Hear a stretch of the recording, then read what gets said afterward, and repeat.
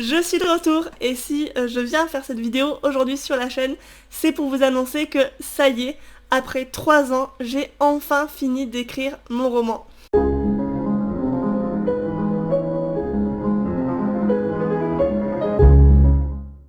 Alors, j'aimerais pouvoir vous dire que c'est pour cette raison que j'ai disparu pendant plus de 2 mois, je crois.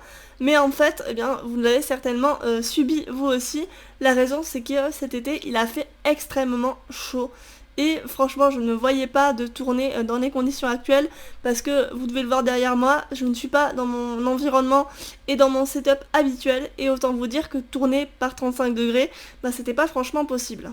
À cela, on ajoute les vacances, le fait que les gens sont pas forcément devant leur ordinateur, et ce qui fait que je me suis dit que c'était peut-être plus pertinent de repousser les retours des vidéos sur cette chaîne. Fin des justifications. Pour ceux qui ne me connaîtraient pas, donc je suis Laura, je suis autrice, rédactrice et formatrice. Donc je donne des cours d'accompagnement à l'écriture à la fois à l'université et en format coaching, donc pour les auteurs qui en éprouvent le besoin. Et à côté de ça, j'écris parce que c'est quand même le cœur de mon métier. Ce qui fait que sur cette chaîne qui était à la base destinée à l'édition et au milieu de l'édition, j'ai eu envie de parler un petit peu plus de ma créativité et de mon travail. Donc il y a quelques jours, j'ai fini d'écrire mon 7e roman et mon 9e texte si on compte les livres pratiques. Et autant vous dire que ça ne s'est pas fait sans mal, parce que je pense que mes bêta lecteurs le diront, si vous êtes sur Instagram et que vous me suivez, vous le savez aussi, ce roman a été vraiment un enfer à finir. C'est une romance qui était censée être relativement facile à écrire, je me rappelle que je m'étais dit que je ferais ça un petit peu par amusement, et au final, c'est avéré que j'ai eu énormément de mal à venir à bout du premier jet, et puis ensuite à la finir, c'est-à-dire à le corriger et à le réécrire. Petite exposition de l'histoire pour pas trop vous spoiler. Ici on suit l'histoire de Judith, donc qui est une jeune femme assez cynique et renfermée à la suite d'un accident et dont la vie va être chamboulée par sa rencontre avec Anatole qui est un musicien. Alors jusqu'à là c'est très classique, mais ce texte va jouer sur plusieurs lignes de temporalité, sur la question des rencontres en général et sur ce que ça amène dans la question de la résilience, de la reconstruction et de la quête de soi.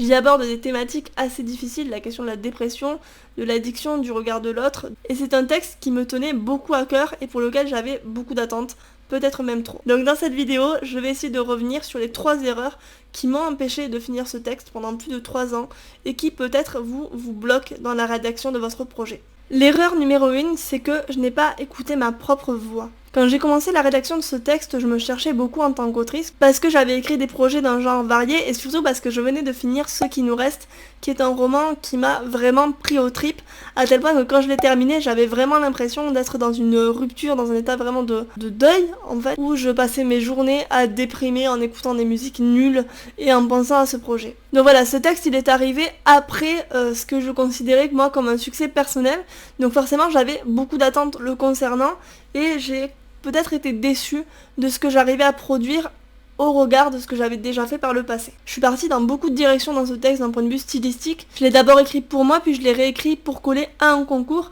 et enfin pour correspondre aux attentes d'un éditeur en particulier. Ce qui fait qu'au fil des réécritures, j'ai perdu le ton général, j'ai perdu peut-être ce qui a été le cœur du projet, et ce qui fait que ça n'avait plus rien à voir avec la version d'origine. Et ça, je trouve que c'est une erreur qui revient souvent, pas forcément au premier roman, mais au suivant, quand on a déjà fait quelque chose de bien, qu'on veut peut-être tester d'autres styles, qu'on veut expérimenter, et qu'en fait on se retrouve à se bloquer dans son écriture parce qu'on est trop exigeant, parce qu'on veut à tout prix faire original.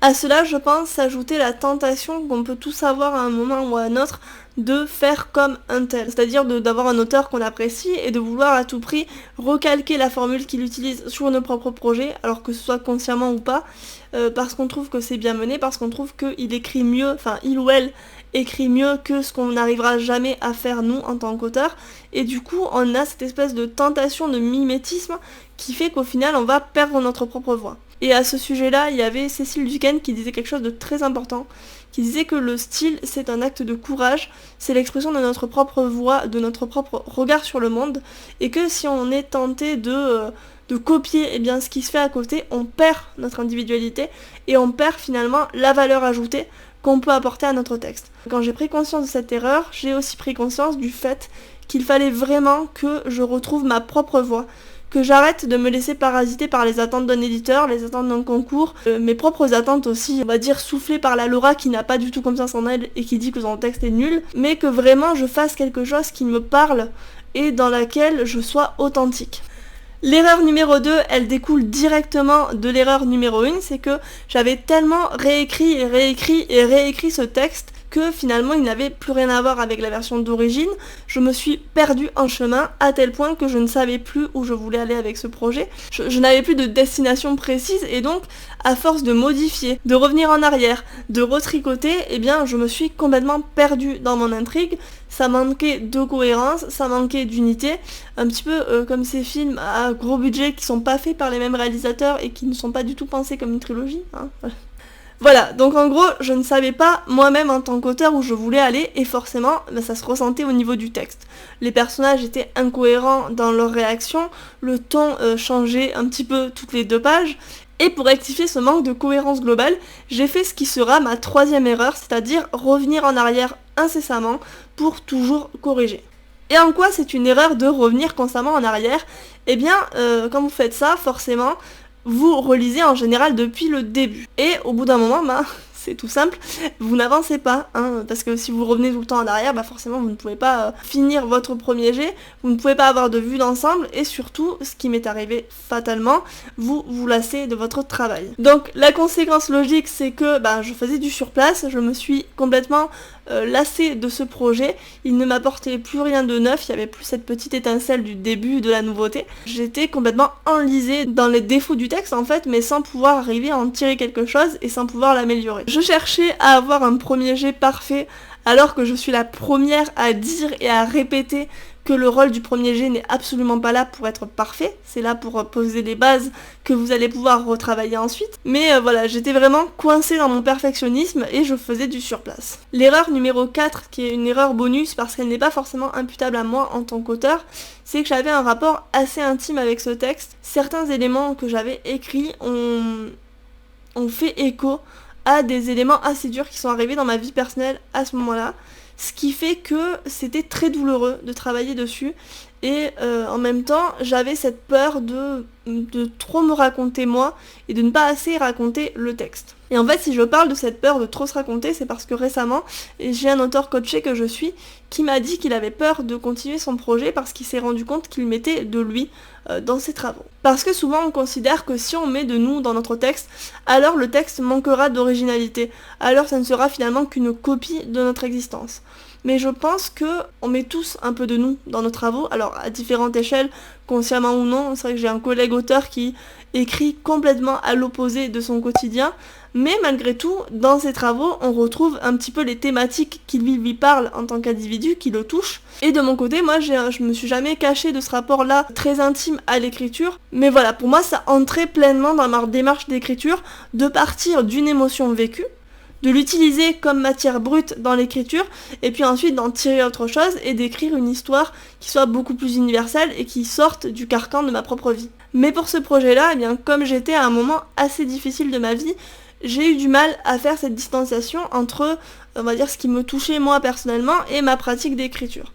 Donc ce que j'ai fait, c'est que, et c'est là que je dis que c'est une erreur, c'est que j'ai voulu m'acharner en fait. Au lieu de prendre le temps pour que justement ces émotions se décantent au fil des mois, j'ai voulu tout de suite me remettre à écrire pour finir absolument ce projet. Ce qui m'a renfermée à nouveau dans une spirale de découragement, de lassitude et de manque de confiance en moi. Alors vous allez vous dire, après tout ça, par quel miracle est-ce que j'ai enfin réussi à finir mon texte ? Tout simplement, j'ai laissé du temps s'écouler.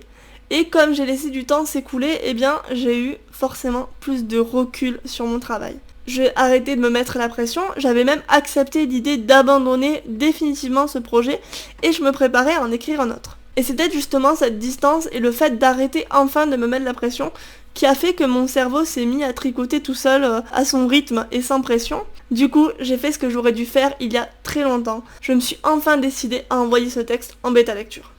Ma bêta lectrice, que je salue mais vraiment très très fort, m'a fait un retour aux petits oignons. Elle a vraiment annoté tout le texte. Et en fait, ça m'a tellement motivée d'avoir ces retours, d'avoir ce regard extérieur et d'avoir ce recul que j'ai réussi à finir ce texte en 3 jours. Pendant 3 jours, je suis restée vissée à ma chaise, dans un état de transe créative que j'avais plus depuis Ce qui nous reste, qui m'a lessivé, mais qui en même temps m'a fait vraiment reprendre goût à l'écriture. Donc j'espère que cette vidéo vous sera utile pour réfléchir à d'éventuels blocages sur vos romans, mais sachez aussi que si vous ne parvenez pas à finir des textes, eh bien c'est pas grave, ça ne remet absolument pas en cause votre capacité à réussir. Ça veut juste dire que ce n'est peut-être pas le bon moment pour ce projet. De mon côté, je suis vraiment très contente de pouvoir enfin reprendre la chaîne, d'autant que j'ai prévu de vous partager des choses sympathiques. Donc si vous ne voulez pas louper les vidéos d'écriture et d'édition, je vous encourage à vous abonner. Vous pouvez aussi me retrouver sur Instagram où je partage les aléas de la vie d'auteur. Et en attendant, je vous souhaite une très bonne rentrée et à bientôt.